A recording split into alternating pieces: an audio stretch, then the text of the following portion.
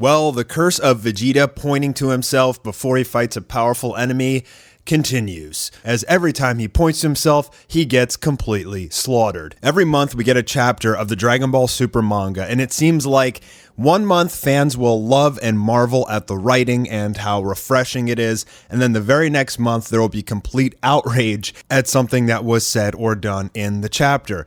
Most recently, we got Dragon Ball Super Chapter 61, and in this chapter, Vegeta said a few things, Moro transformed, and people are pretty ticked off, to the point where they're saying, I'm not gonna read the Dragon Ball Super manga anymore, I'm done with it. Yeah, right, you know you're gonna keep reading it because you want to see how Moro is defeated, but I do understand the frustration. Now, I already expressed my opinion on the subject over Twitter, and that it's just supposed to be entertainment, and I don't like really trying to take it too seriously anymore, because it's not old school Dragon Ball, it's new age Dragon Ball, and it's very different. At this point, I don't worry about the consistency that much anymore. I just try and enjoy it for what it is. By the way, follow me on Twitter. One of the main things that's really getting on people's nerves is the degradation of character development for Vegeta, as he says he's bound for hell and calls himself a villain. Now, maybe that would have been true for Namek Arc Vegeta, but we've seen throughout the rest of Dragon Ball Z and Dragon Ball Super that Vegeta has pretty much embraced his family and saving the Earth. This is a new Vegeta, so people are upset at the writing in particular.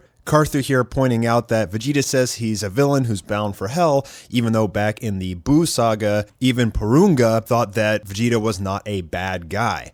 I think honestly people are super disappointed that Vegeta didn't take the W.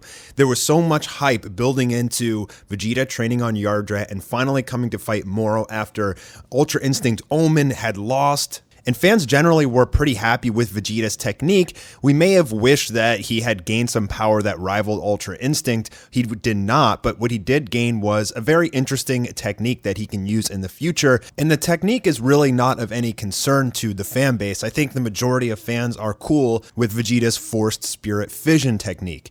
That's not really the issue. People are upset at basically it's the same repetitive story with Piccolo and everyone on the sidelines remarking how Vegeta has grown. Wow, look at him. I barely even recognize him anymore. I feel like we have heard that exact phrase so many times throughout the entirety of Dragon Ball Z and especially Super. This is the big one here where Piccolo is saying Vegeta's never been one to misread his opponent's strength.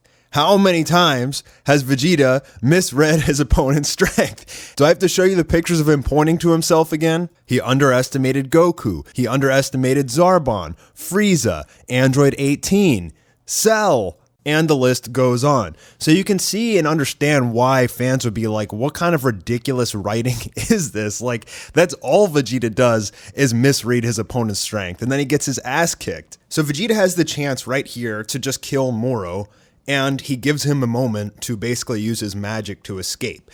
And people were like, why didn't Vegeta just blast him? Like, why does he even care about taking him alive at that point? He literally just gave him the chance to get up and fuse. So we also got to talk about this big fusion at the end of the chapter as well. But before we get into that, because that's another point of concern, Vegeta got one shot after all of that training on Yardrat to have this incredible ability that is able to defeat Moro, which I think fans were pretty cool with. He just straight up gets one shot by this new Moro fusion. So it was literally months and months and months of hype for absolutely nothing. So the next thing we got to talk about is Moro's look, his new fused look.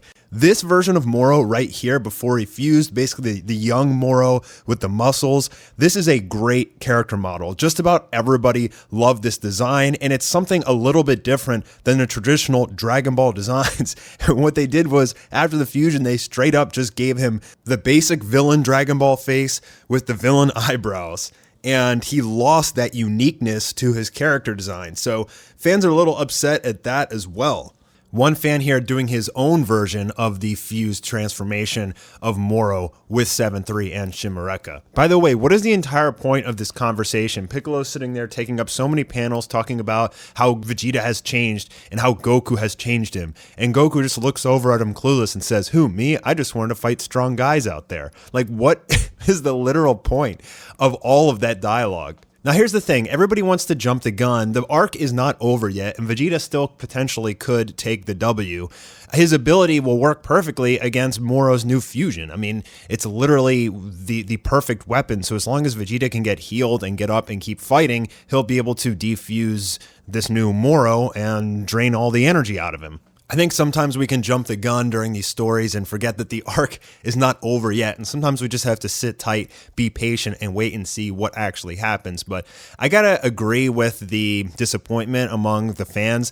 I don't really get too disappointed anymore. I mean, obviously we wanted Vegeta to win, and some of the dialogue is a little bit ridiculous. Toriyama and Toyotaro are notorious for forgetting things that were written in the past. And I don't think there's anything more that frustrates Dragon Ball fans than a retcon on some huge piece of Dragon Ball history just because they want to write something new or because they literally just forgot. This arc started out as one that was incredibly refreshing and different. We introduced a lot of characters. We had vibes of old arcs, and the world building was great. And I think this has been one of the best arcs so far. And I think fans really had their hopes up for the conclusion to this battle. And this battle literally could have just ended right there with Vegeta's technique saving the day. Now Goku can use Ultra Instinct Omen. Vegeta would have actually taken the W.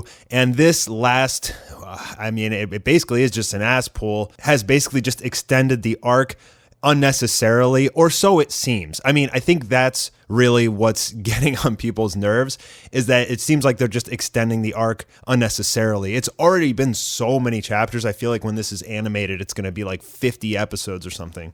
But personally, I don't want to judge it until it's over. I still think it was a really good story and a really good arc. There's still time for some crazy stuff to happen. Personally, what I think is going to happen is Miras is going to come in and somehow sacrifice himself to save everybody. I've heard a pretty good theory that Vegeta is basically going to use his Force Spirit Fission technique on Buu, and he'll basically be able to bring out the old Daikaio, who should be able to seal off Moro's magic once again. That's interesting as well. Vegeta's technique has a lot of potential in the future story writing, so hopefully he uses it again before this arc finishes. Otherwise, it seems like all of his training on Yardrat was basically completely pointless. He learned instantaneous movement, instant transmission, and he said he's never going to use it again because he doesn't want to copy Kakarot.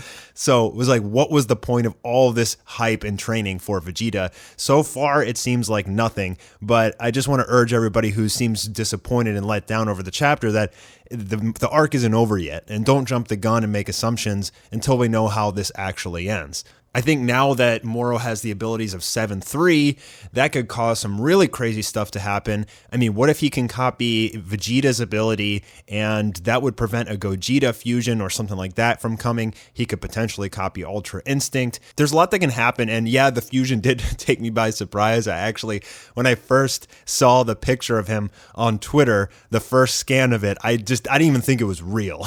And I preferred the old design, but hey, what are you gonna do? At least it's a more familiar villain Dragon Ball face this time around. He's much more humanoid now. Maybe that makes him easier to draw. Also, why was the chapter called Vegeta Reborn? Is that because he was trying to atone for his past sins and the things that he's done on Namek and destroying planet after planet? Because I was hoping that Vegeta Reborn was going to be some crazy spirit form or something like that rivaled Ultra Instinct and beat the crap out of Moro. But we didn't get that. I don't know what Vegeta Reborn is. I mean, right now the guy is laying on the ground like Yamcha. So it should have been called Vegeta Defeated. I mean, it was literally the same thing that's happened every time Vegeta gets cocky. He seems to have the upper hand for a minute, and then he just gets completely stomped. And that's exactly what happened again. Predictable old Dragon Ball.